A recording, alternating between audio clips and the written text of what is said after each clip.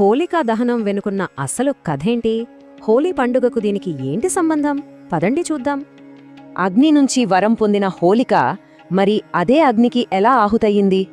ఈ కథ మొదలయ్యేది హిరణ్యకశిపుడితో. అహంకారానికి మారుపేరైన ఓ రాక్షస రాజు ఒక వరం సంపాదించి తానే దేవుడినన్న గర్వంతో ప్రజలందరినీ తననే పూజించమన్నాడు. అయితే అతని సొంత కొడుకు ప్రహ్లాదుడే విష్ణుభక్తుడు. తండ్రి మాటని ధిక్కరించాడు. దీంతో హిరణ్యకశిపుడికి కోపం కట్టలు తెంచుకుంది. కాని ఏ శిక్ష ప్రహ్లాదుడి భక్తిని మార్చలేకపోయింది. అప్పుడే రంగంలోకి దిగింది అతని సోదరి హోలిక, తనకున్న ఒక ప్రత్యేక శక్తితో. ఇక్కడే అసలు కథ మొదలైంది. ఒక దైవిక వరం ధర్మం ముందు పరీక్షకు నిలబడింది. ఇద్దరూ కలిసి ప్రహ్లాదుడిని అంతమొందించడానికి ఒక పన్నాగం పన్నారు. అయితే ఏ వరానికైనా ఓ నియమం ఉంటుంది. దాన్ని చెడుకు వాడితే అది పనిచేయదు. వాళ్ళనుకున్నట్టే చితికిని పండించారు.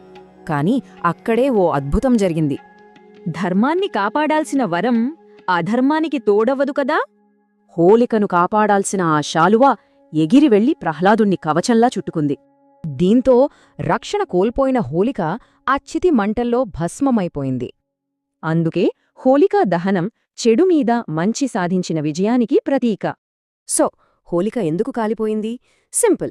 అధర్మం కోసం వాడిన ఏ శక్తైనా ఆ అధర్మాన్నే కాల్చేస్తుంది.